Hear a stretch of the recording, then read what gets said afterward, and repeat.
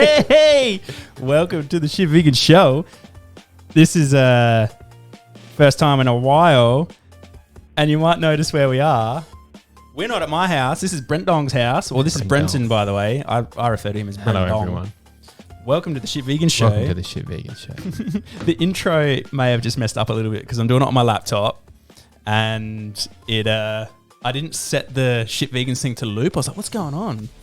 So, yeah, we're doing the setup portable today. So, everyone, without further ado, welcome Brent Dong to the show. Let me just fucking bring this one in. Wait, no, that's laughing. No, that's appropriate. Let's go with that. Let's go with that. He's a funny guy. Yeah, so what's going on? A natural-born comedian. How you going? Going all right? Yeah, going good, mate. How are you? Good, mate. Good. Real good. Yeah, man, just thought I'd... we had organised to hang out today or tonight to do a Shit Vegan show because Brenton needs some help with some paperwork, and I'm the guy to help him out with the paperwork. So turns out to be something that I could help out with. And old mate made me dinner tonight too. We had what do you call it? Pasta. Pasta with shop bought sauce. Mm-hmm. We go hard. The good shit. Yeah, I actually invited them over because I wanted the T-shirt, but yeah, hey, it's been a long time coming. That one is the one that I've had sitting in the in my closet for a long time. It smells like that too. So yeah, it's where I keep my Lynx Africa. Yeah, man. So tell me about yourself. When did you go vegan? Like, what was the story and why? All that sort of shit. Yeah. Okay. So 2018. November 2018, I reckon it was.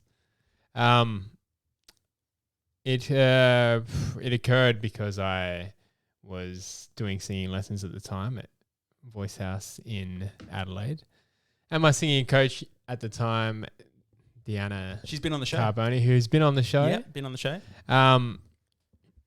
As you do when you work with Deanna for singing lessons, you get the animal ethics spill. Mm-hmm. And my reasoning at the time was I need a little bit of chicken, a little bit of beef here and there, some eggs. You know, don't really eat cheese that much. I know your story actually. Milk. Yeah, you probably don't actually. Yeah, no. Sorry, go on. And then she gave me the how can you justify a little bit of meat? As she does. And she got me with that, and I didn't really know how to answer it. And I reckon she showed me one clip of what was it? Strath meats. Yep, I know the one. And what they were doing in the slaughterhouse, and I still have the mental image of a guy, a gentleman, of course, kicking the head of I think it was a baby goat or something. Or a baby sheep? Yeah. No, it would have been a sheep, right? Yeah, yep. No, lamb. Strath Meats, that's the one in Adelaide. That yeah. was... Yeah, I think that was a lamb slaughterhouse. Yeah. Kicking the head of a lamb across the room. Avery, what's going on? Sorry. Definitely burnt into my brain. So. Yeah, that's it. Yeah, man, and so that's a very similar sort of story to most people, and that's all it takes is someone to be as kind, rational, and caring as Mr. Brent Dong over here to fucking just decide, you know what, I see that now, and I'm gonna change. Yeah, you know, it's the same as like say if we were to work out or find out that we were being racist, right? Yeah, and we just stop. So 100%. How's it been for you? What was the turnover like? Did you go vegan on the spot, or did you sort of just transition, or? Yeah, so I went vegetarian for a month, shocked the shit out of my family because they were like, hang on, why do you want to do this? You need to eat meat for it to be healthy, etc. Yeah. The old, the standard spiel. Yeah. And I said, no, I just want to try this out. I've never tried it before. And I was the type of person that used to give mates shit. I had a mate who was vegetarian for 3 years. And I'm like, what are you doing, man? Like, why the hell wouldn't you eat meat? It's weird. And he's the type of guy that, researches. He actually looks stuff up and, he's done it his whole life. He still does it. And he actually changed back though. And I was like, oh, finally he's come back to the light. And then suddenly I went vegan. Come back to the dark side. Yeah. The dark side. Yeah. Yes. So I was vegetarian for a month, and then I just went, you know what, stuff it. I'll just try it. I wasn't really eating much. I wasn't really consuming much dairy at the time. I wasn't even consuming eggs that much, so it was kind of not that big a deal. The only thing was, like things like cakes and things with like honey in it, and stuff like that. So I was like, I got to give that stuff up. And at the time I used to think, oh shit, can I even have butter or like margarine and stuff like that? Because I was like, if I can't have that, what the hell? Yeah, what the hell? How am I going to have my cakes, and how am I going to eat them too? Yeah, and then I looked it up, and I was like, oh shit, there's actually plant-based margarines and stuff like that. Plant-based alternatives, yeah. But just simple shit like that people don't actually think about. Like people don't actually realize that there are alternatives to that kind of stuff. Because that was a common question I had. Oh, you can't even have butter and stuff like that, or margarine. Yeah. And what? You don't eat eggs too? Yeah. So, 2018. So almost 4 years now. Hell yeah, man. Yeah, and so.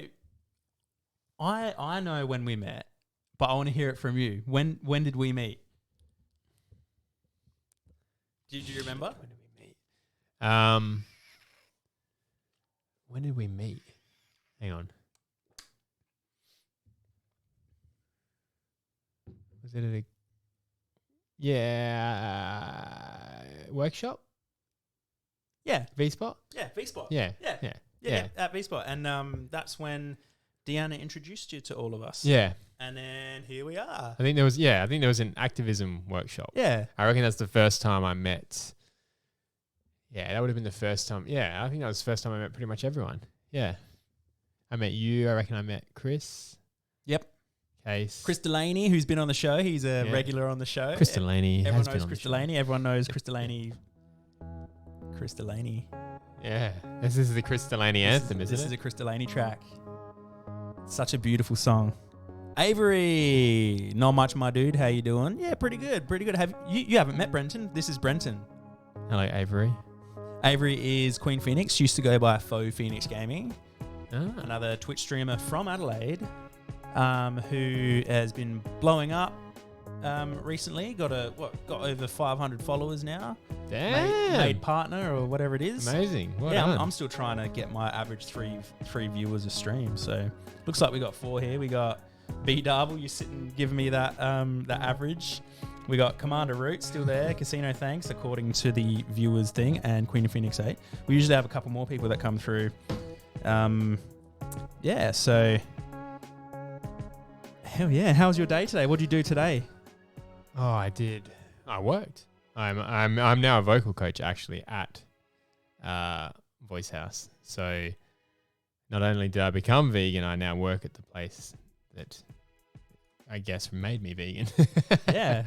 And I was going through a bit of a rough patch probably about a year and a half ago, maybe 2 years ago, and I needed to shake my life up a little bit. And I was like, you know what, I'm going to go get some vocal lessons. And I probably did maybe like 7 or 8 lessons. Yeah, I think it was, yeah. And I don't know if I came very far, but I'm still practicing here and there, but just sort of gave it up. I think that's a thing. Yeah, you definitely did. Yeah. You had some good improvement. It's just, that consistency of doing it weekly, putting a bit of practice in, putting in some, effort. Yeah. Helps for sure. So this is Brenton's studio as well. We got some lighting on the side there. Yeah. We got some It's all Brenton happening. over here. Got the beautiful ornaments. And most of you may have noticed this, but check this out. If you can see it, I reckon you can see it. A customizable LED flashing light. It's meant to go in your car and on your windscreen on the back. So if someone's riding your ass, you can put something there. Yeah, you're riding too close. Yeah. Maybe not close enough. Oh yeah, man. What have you been doing, man? How's your day been? My day's been all right. I worked. I started work at 10. Went to the gym this morning. I find it really hard to go to the gym in the mornings these days. And I've been pumping the gym up a lot on the show as well. Oh shit! Okay. Yeah, and I haven't been going heaps. Well, no, I've been going, just not consistently, and that's the thing. So. Yeah, no, it's been all right. I was hanging out all day. I spent some time on my lunch break getting all this ready so I can come over here tonight. It's an awesome setup. Yeah, really man. Cool. Really good, mate. Yeah, bruz. So let's talk some vegan shit. Shit. I usually prepare some questions, but I figured that we'd just have a bit of a conversation about, just what you do. Because this isn't a show about me, mate. This is about you. So you do poetry. I do. Yeah. What sort of poetry is it? I know what it is, but for the people who are viewing, it's spoken word. So I mean, I've always kind of written poetry, but I mean, I write songs as well. So I started writing a bit of poetry. Thought, you know what, I'm going to share it on Instagram, do some videos, and kind of motivational spoken word poetry, I guess. But the reason I did it is because I wanted to express more of myself online, because it's always been something I've feared a little bit, that kind of fear of judgment, etc. So I'm kind of just throwing stuff out there and seeing what people resonate with, really. Awesome. What's your did you get it's spoken word? I've watched it before. It's more sort of in the realm of TikTok, Reels sort of stuff. Yeah. Do you find it's easy to convert from paper to camera? Not to begin with. Yeah. So, I mean, if you watch any of my videos, you'll find that I'm still very much finding my groove in it. So I'm very much in the testing phase of it. Probably done about 9 videos at the moment. Can I bring it up on the screen? Yeah. By all means. By mate. all means. Let's do it. But yeah, just kind of trying to find my groove, I suppose, and just sharing things that I experience and things that I think might resonate with people. And there's still, I guess there's still a lot more to share. I've written quite a bit, so yeah, awesome. I try and do one a week. That's my kind of commitment to myself, just to put it out there and not expecting anything specifically. It's just more, if people find value in it, they find value in it. Yeah, awesome. And I tell you what, every time I see one, I share it on Facebook. Yeah, I know. Thank you, mate. Every single time. Thank you, mate. Because I think we should be sharing our friends' things, and we should be supporting our friends and all this sort of stuff. 100%. I always would support vegan businesses, my, your mates and whatnot. So obviously Case and V-Spot. I'm yet to have Case on the show, by the way. Case, if you're watching. Yeah, Case. What is this, mate? I'll have to do it at V-Spot one day. Yeah. So Case, Deanna through Voice House. Yep. And who else? There was another one that I was supporting, or whatever. But I just share, because you gotta help boost your friends, and you gotta help your friends succeed. And I find a lot of value in your content. And if which one here would be the one that means the most to you, at least right now? It could change, but right now, which one?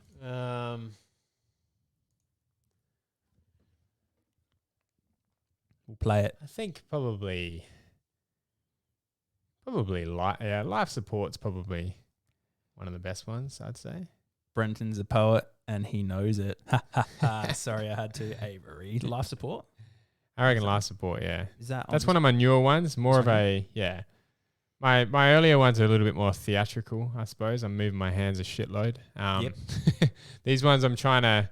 Let's make that a little bit smaller. It's about getting a message across more than kind of about my hand movements, I suppose. Yeah, cool. Awesome. All right, well, I'll play that for everyone now. So this is Life Support Spoken Word by Brenton Darvill. If it plays, hang on. Oh, Turn me up, bro. yeah, I'll do this and I'll go back Think up. a lot about the state. Your true supporters will always support you no matter what you do, regardless of the journey, the challenges, and even if you don't want them to. Never forget those who held you up when you fell. Never forget those who told your story when you had very little to tell. These are the true gems in life, the ones that never flee.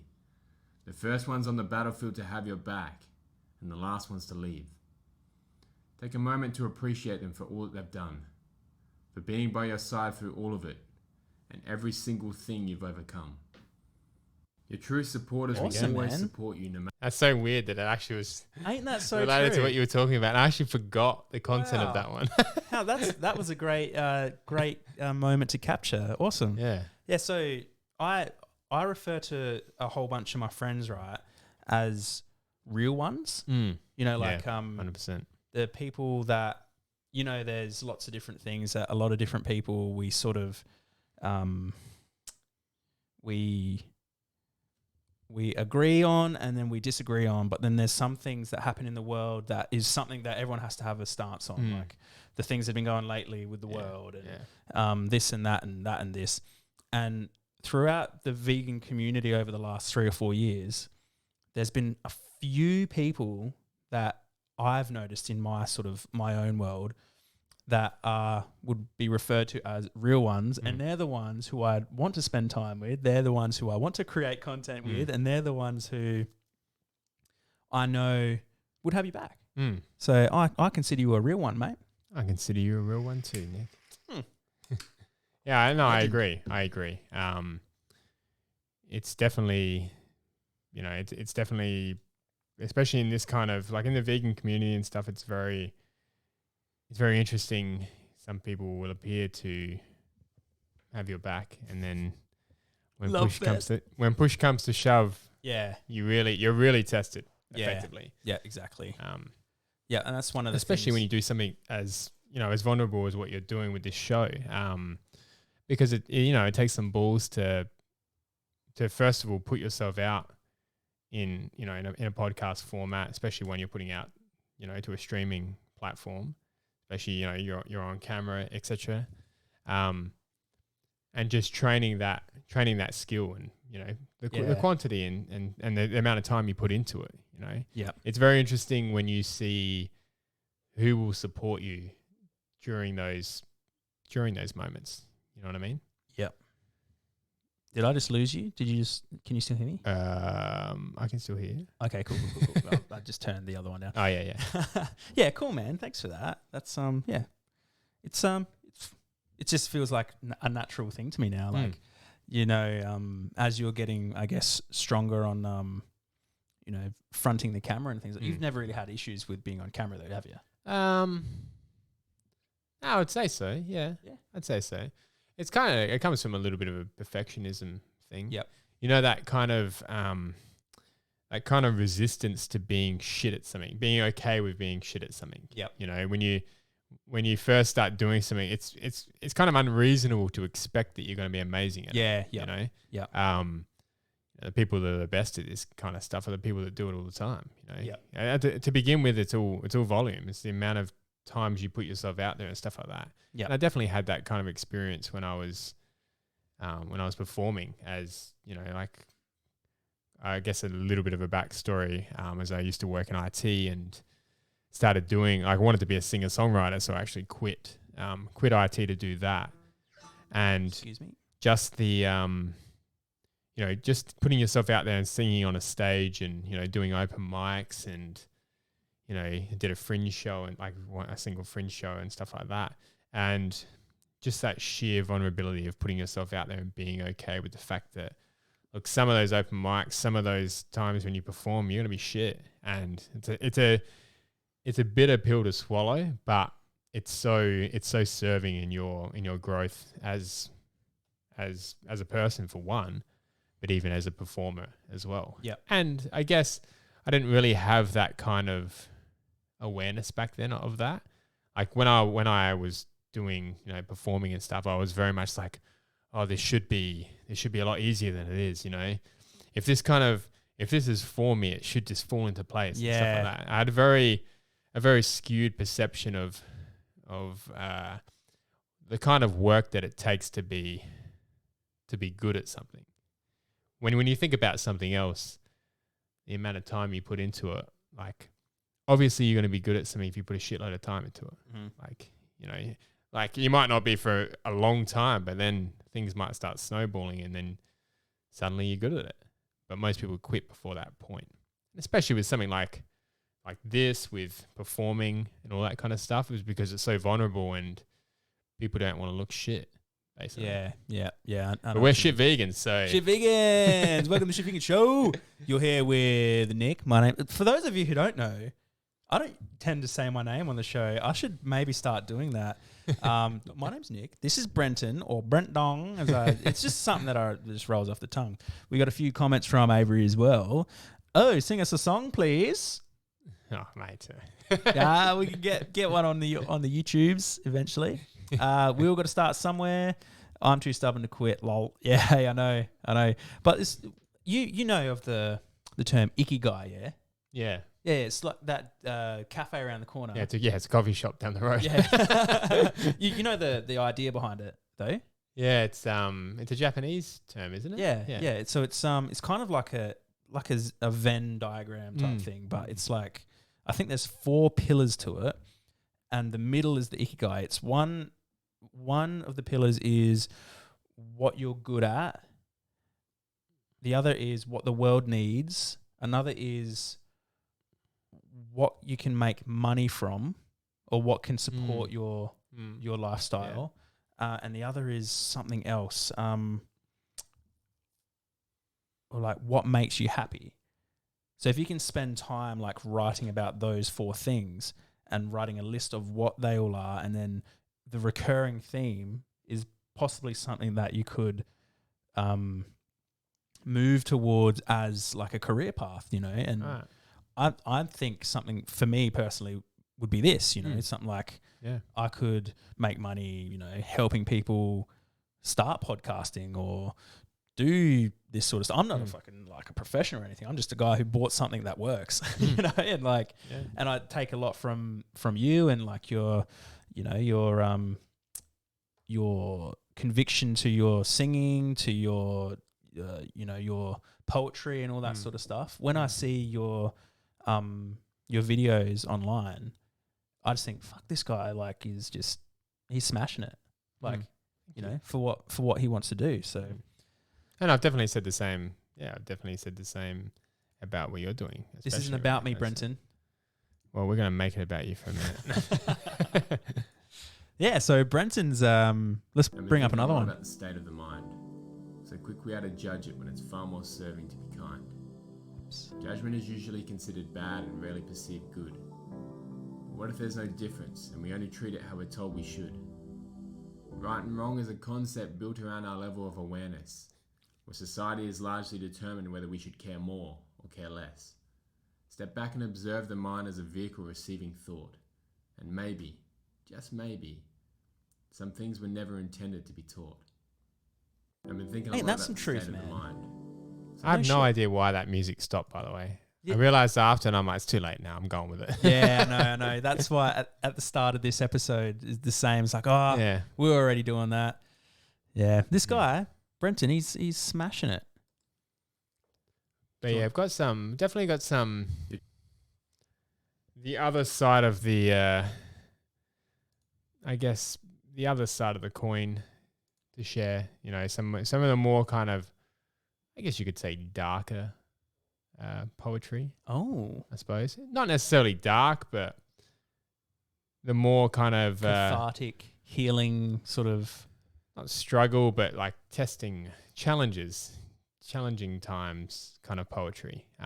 Haven't shared a lot of that yet, but I think over the next few weeks, that'll be the kind of theme of some of them. Awesome. Just to kind of give the contrast, because a lot of it is very much, I mean, they're not all like sunshine and rainbows and positivity, etc. But it's important, in my opinion, to capture both sides of the coin effectively. Yeah. But because you can't have one without the other, of course. Like Yep. there is no light without dark. There is no dark without light. Yeah. And you can't truly enjoy one side of it without having experienced the other side. Totally agree with that. It's like there's two sides to a coin. One heads, one tails. Yeah, exactly. What do you think would be the dark side of a coin? Heads or tails? Well, that's a tough question. I'm going to say the tails. Why? Well, it's subjective, I guess. Yeah, it is. I guess it's subjective. So my natural kind of thing I would lean towards is the tails, but I actually don't know why. There you go, yeah. It's more, I guess that's probably some societal belief or some kind of subconscious shit we're programmed with. Yeah. We got Avery, tails. Drop us a line why you think tails, Avery. And at the start of the show, before I was going to ask Brenton a question, what sort of water do you drink, mate? Oh, look, I drink the hard stuff, the stuff with the tap variety. The tap, yeah. Do you have like a filter? No. I drink it. I drink the hard shit. Yeah, Adelaide's finest. I like to test my body with, with shitty water just to see how strong I am. Yeah, dude. Yeah. My mum, I don't know how true this is because it came from my mum, but she said to me that when cruise liners come to fill up the water, there's two places that they won't fill up water. One is Bali and two is Adelaide because the water's so shit. My mum said that. It's garbage, yeah, 100%. I don't know if that's true, but I have a reverse osmosis little machine thing at home, and it just plugs into the tap, and it filters like probably 8 liters in about, I don't know, an hour, and then I just drink that. The good shit, mate. It's pretty good. 8 liters in an hour. Yeah. Why didn't you bring any with you? So I could. I did. It's right. You want to try? Why didn't you bring like a massive? This has got my lips all over it though. So. Yeah, that's right. Yeah, and I to be honest, like I haven't washed this. I don't think since I've got it. I've had a couple of months. That's perfect. This probably tastes like Adelaide tap water. Yeah, basically, yeah. It's got so much bacteria on it now that it's effectively the same water. So, is there any other projects that Mr. Brent Dong is working on? Oh, mate. Yeah, I'm actually writing a lot at the moment. I'm doing some blogging. Nice. I've been doing some blogging for Voice House. Nothing that's been released yet. Stuff that's kind of in edits. Things I've been working on things I'm kind of honing my skills in, I guess you could say. Yep. Awesome. So, yeah, that's kind of what I've been doing at the moment. That's a beast in itself. When I think about writing, I mean, definitely the big eye opener around that kind of stuff is when you're in school, you learn you learn English, obviously, but you don't necessarily learn how to write well. They just kind of teach you the standard shit that they need to teach you to tick a box. Yeah. And then when you go into, university and stuff, you do write essays and all sorts of stuff like that. But it actually doesn't necessarily teach you how to be a good writer. It doesn't teach you how to actually learn stuff. Yeah. So I've definitely been learning a lot around that. Awesome. So are you looking at say writing a book in the future or? I've written a novel. I wrote a novel. I haven't finished it. Still in edits. I don't know when it will be finished, to be honest. I've been doing lots of stuff. We got a troll.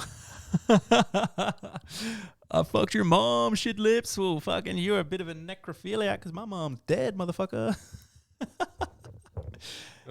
I don't know what's... The thing is, when we get trolls, this is probably the first sort of legit troll I've had, right? And usually my go-to is I say, well, come on the show. Let's have a chat. held a message. Oh no, let's allow this message. Probably someone from my Instagram. Let's Let's be honest. I got all the trolls now. Because first time chat from viewer Logcat. I haven't actually seen how this all works. This is cool. Oh, so yeah, this is OBS. Yeah. You know what OBS is, yeah. I didn't know there was a chat function to it though. Oh yeah, so Like, this well, is you what. can see the Twitch chat. Yeah, this is the Twitch chat. So that was held up, and I just pressed allow because it said it on here. Yeah, that's so great. Let it in. Add permitted terms. I fucked your mom. This is the other side of the coin. I think we got another. Oh no, yeah, the other. Yeah, this is tails. Yeah, this is the tails. We've got a tails, guys. See, the thing is, like, we get trolls a lot, right? Being vegans and whatnot.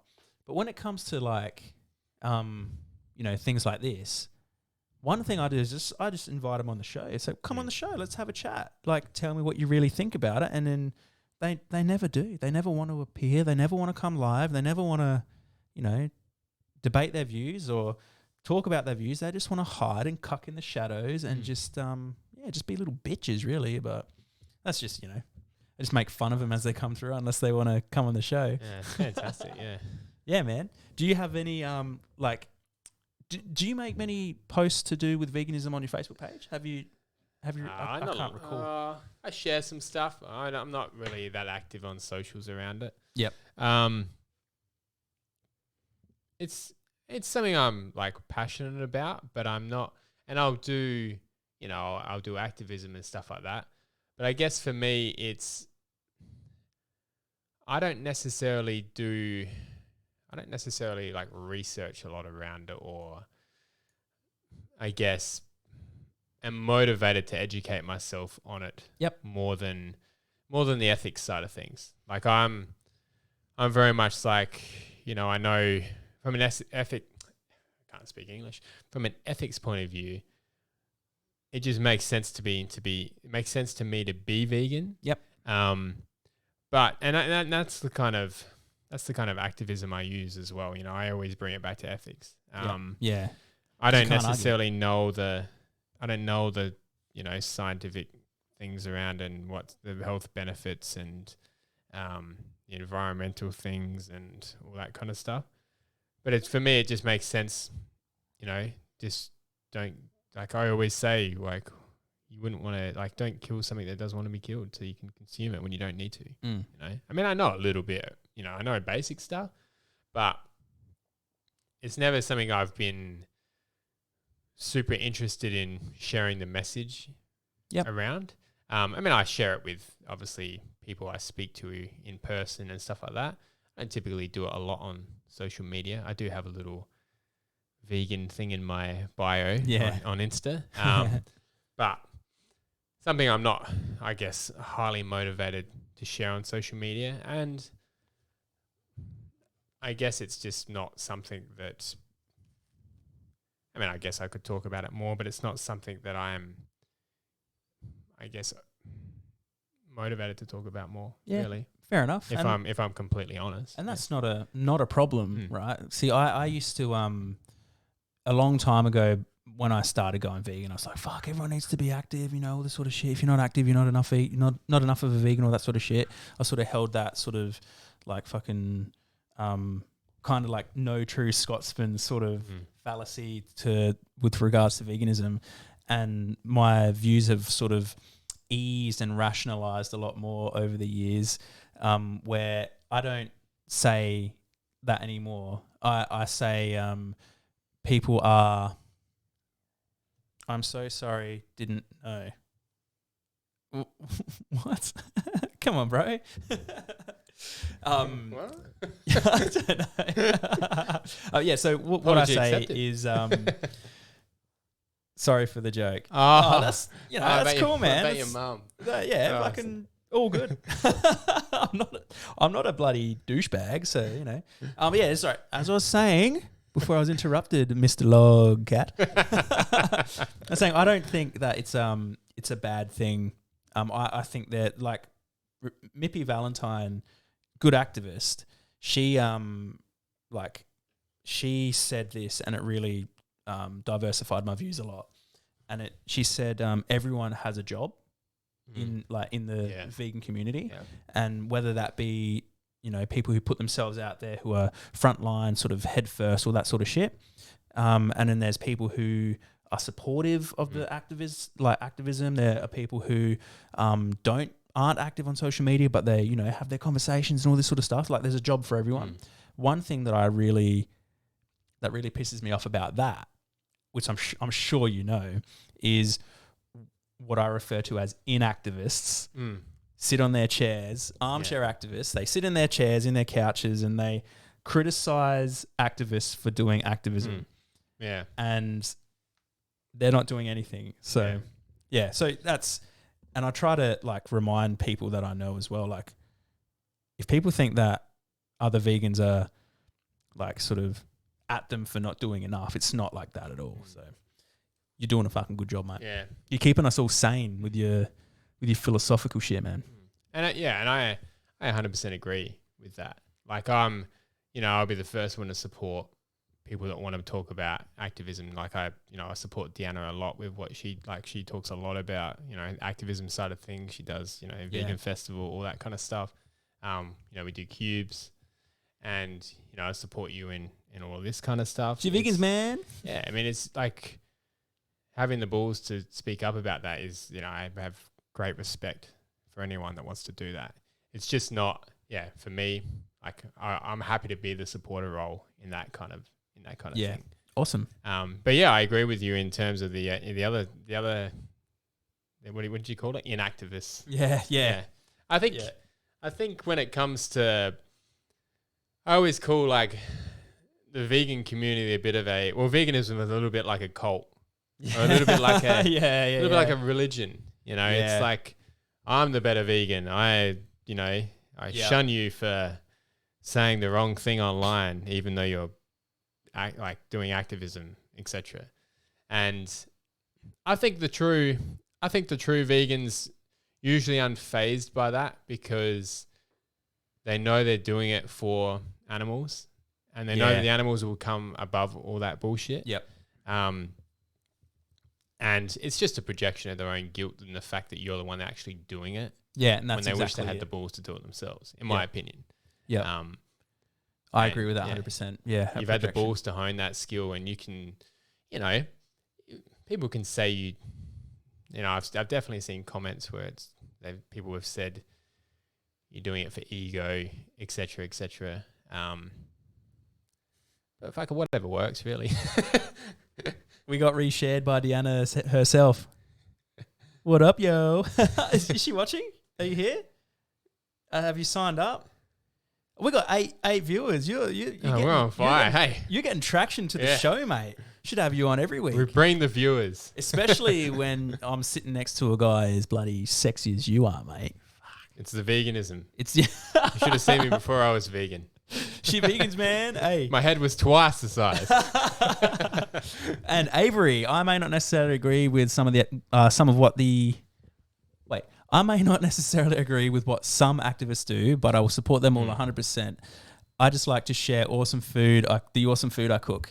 Yeah, she's I've seen some of your food, Avery. Oh, Deanna, I'm here, just can't comment on Twitch, don't have an account. We'll make one. Because then what happens is my average viewer count goes up, and then I get to become a partner. Yeah. You can get subscribers. Yeah. Welcome. So as I was saying, also one of the things I also say about that is when the inactivists, when they say these things, it gives me something to create content with.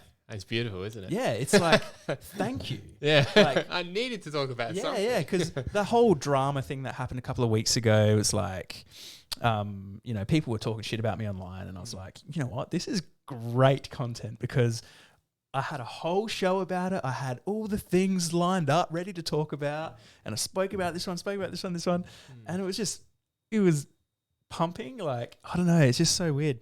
But one of the things I say on that is I refer it to say someone like you or Deanna or someone else who's like a professional in their field, and it's like for singing, for instance, it's like me being an amateur singer trying to tell you how to sing. Yeah. You know, it's like, well, hang on. And there's plenty of those. There's plenty of those. Exactly. Yeah. You've got the experience. Yeah. And I'm sitting here in my chair trying to tell you how to, or me trying to teach Shane Warne how to do a leg spin. You know, like, yeah, it just makes no sense. You know, it's just like, I'm not going to take advice from someone who I wouldn't, who I don't think I can learn from. And yeah, that's pretty much it.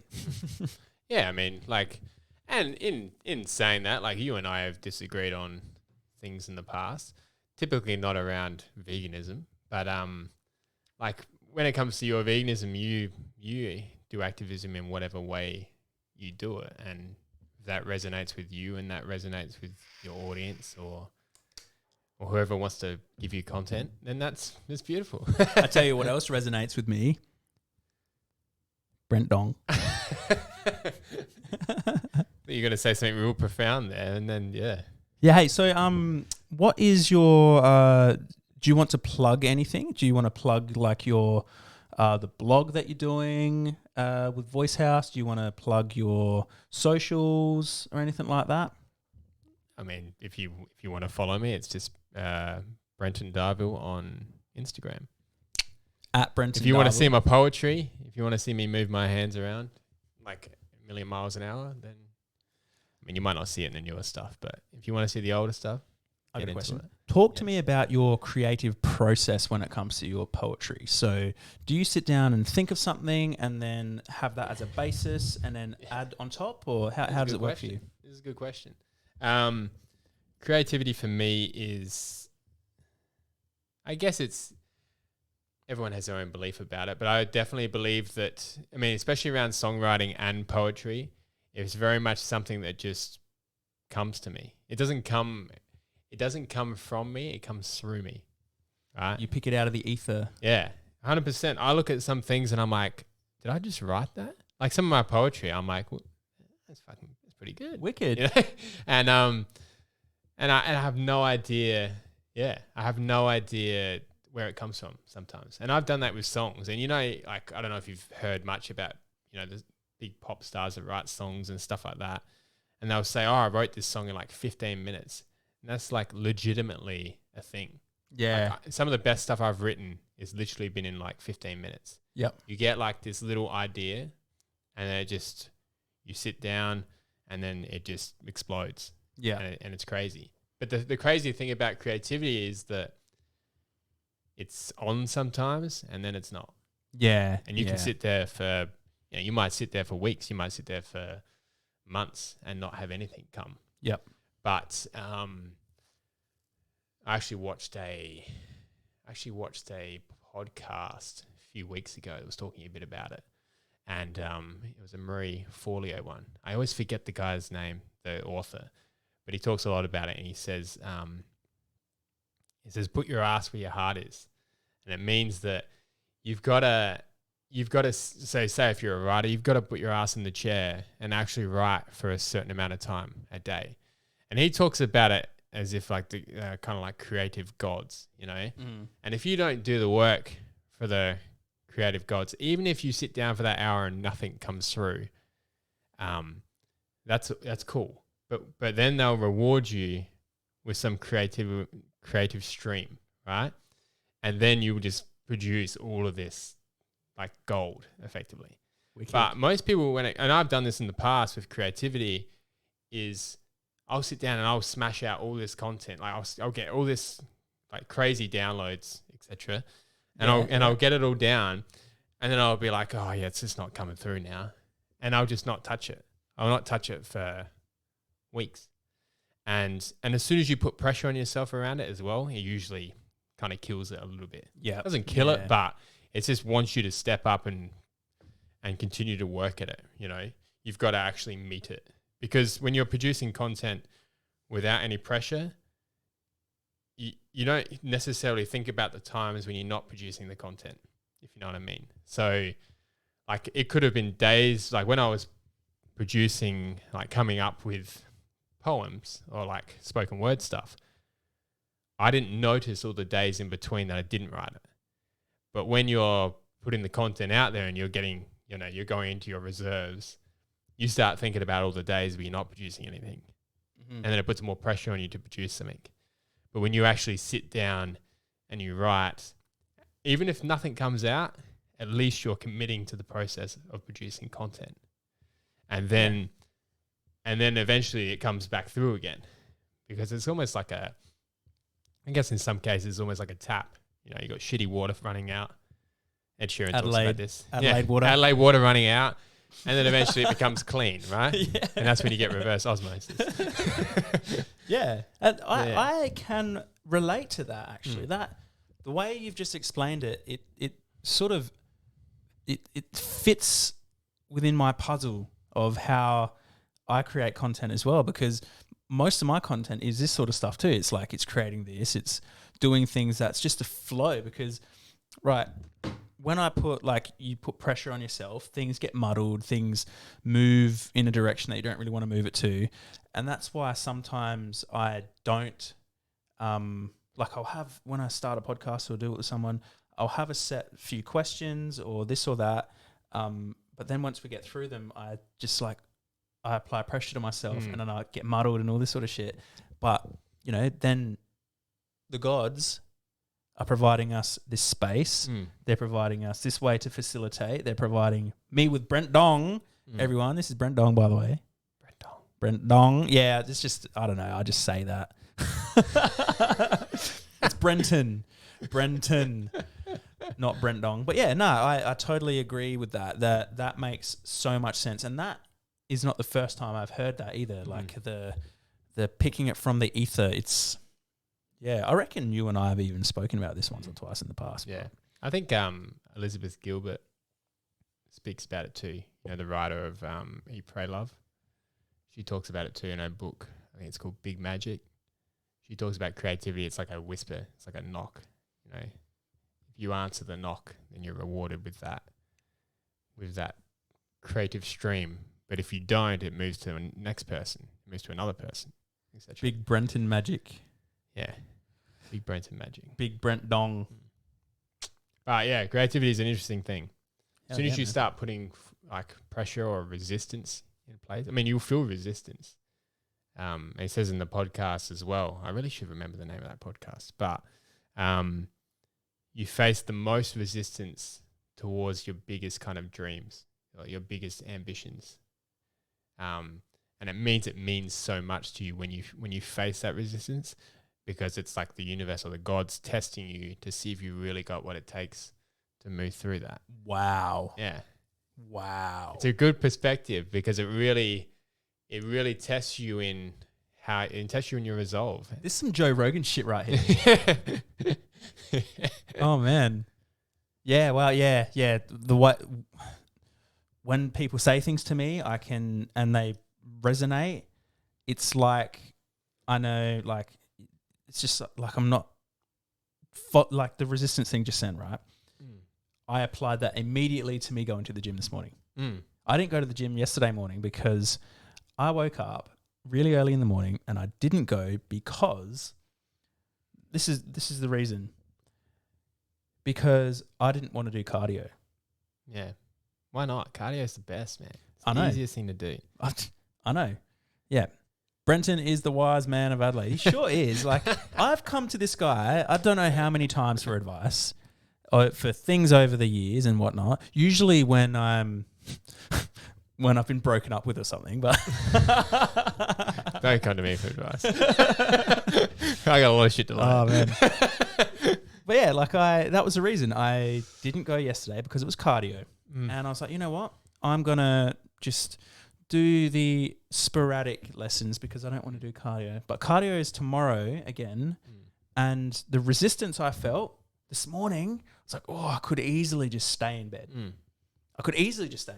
But no, I've got all this time in the morning that I need to actually get up and do this. And it's the biggest resistance for the things that most important to you. My health is really important to me. You know, so yeah, bro, that's some wise shit right there. Yeah.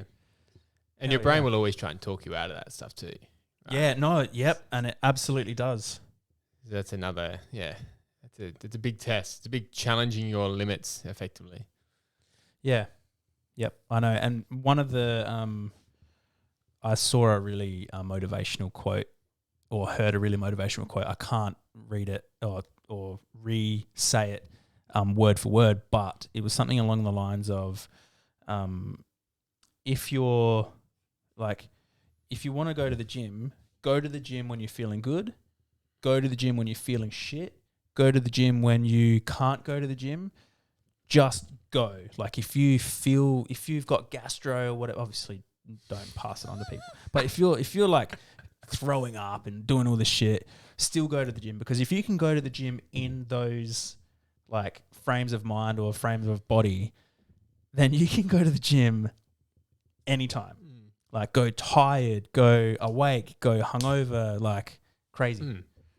It's similar to the whole like cold shower concept. Yeah. Yep. The temporary like discomfort is, that's what it is. It's temporary, you know. But if you can continuously put yourself in temporary discomfort is not as bad as what you would typically deem it. Yeah, because you think about your your level of comfort. So you think about what's all within your level of comfort. I just think about my bedroom, let's say. And then you think about your next level of comfort that's not quite comfort, but still comfortable. You know, you don't sweat when you talk to someone in that fucking zone, right? You know, like I'm not sweating when I talk to you. But let's just say I'm talking to like, I don't know, someone who I really admire. I'm like, oh, how do I deal with this? You know, that's that next level of comfort. And then there's out in this circle, which is like jumping out of an airplane and you know, doing all this sort of shit. Where would cold showers fit in those circles?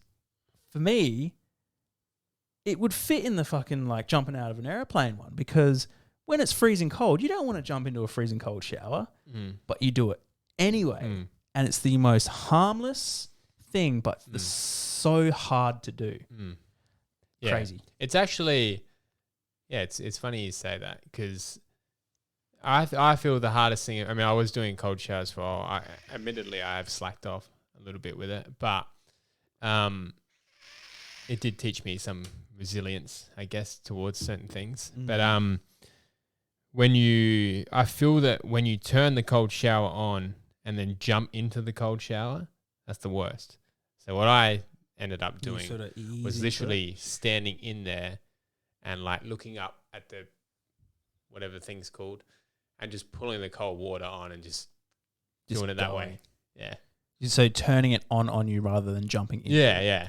I feel like jumping into it is worse than just pulling that, whatever it's called. I can't think of the name of handle thing. Tap.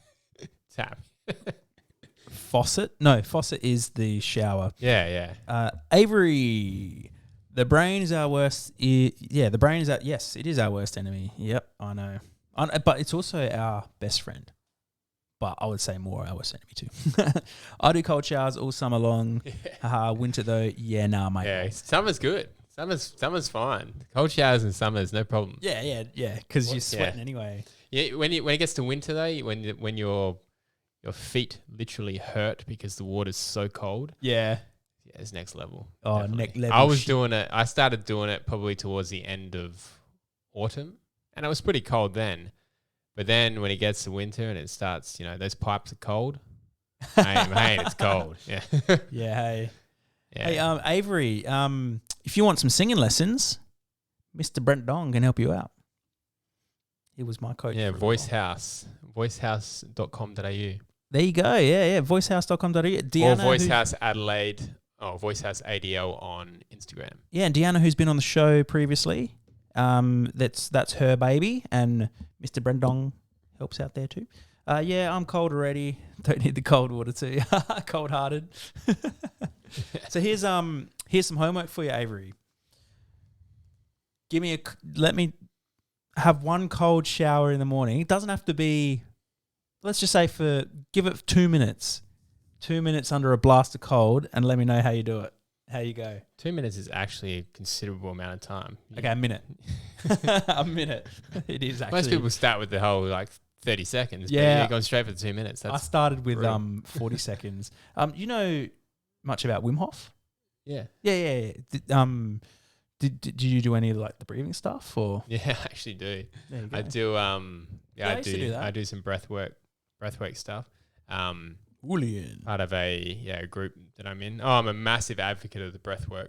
I think it's an amazing modality. I think so too.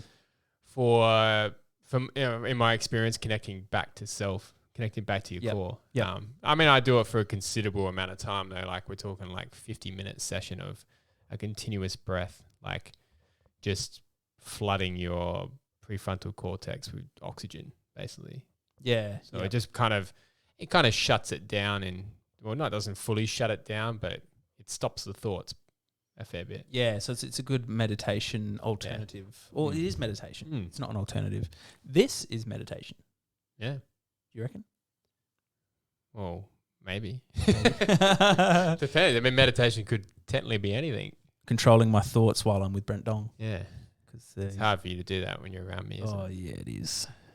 It is, sir. Okay, this is the challenge that I gave Davey. Okay, I gotcha.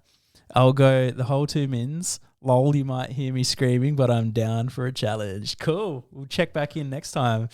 What does Avery get if she does it? She finally gets that shirt I promised her.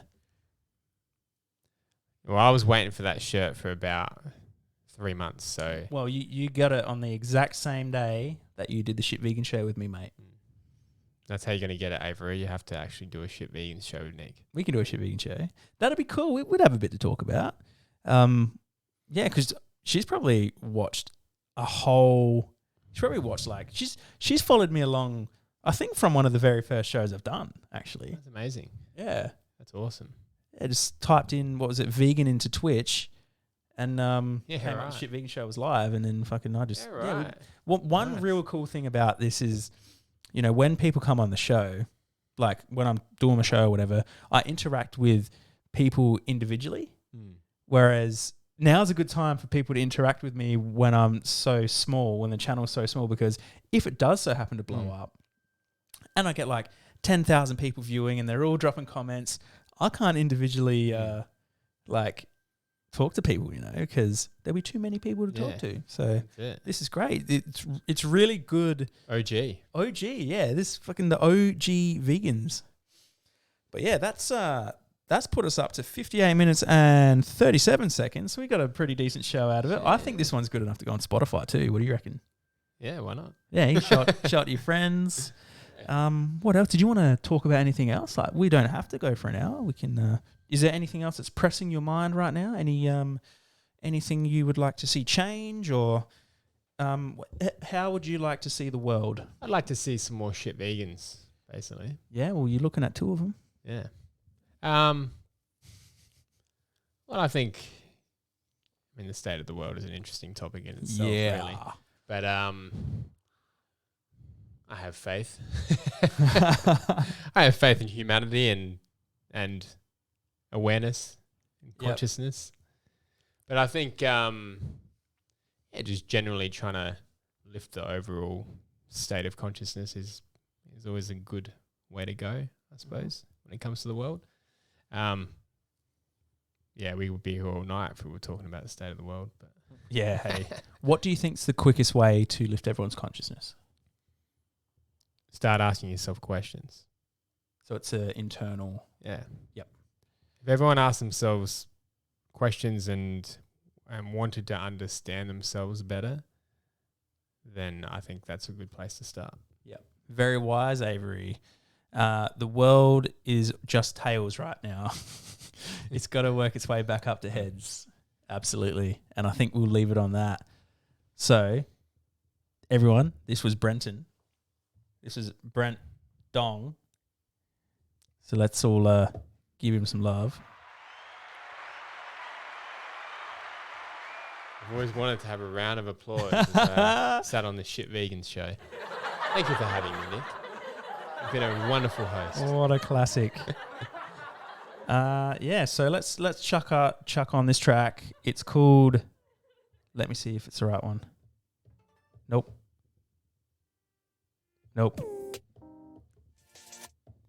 This one.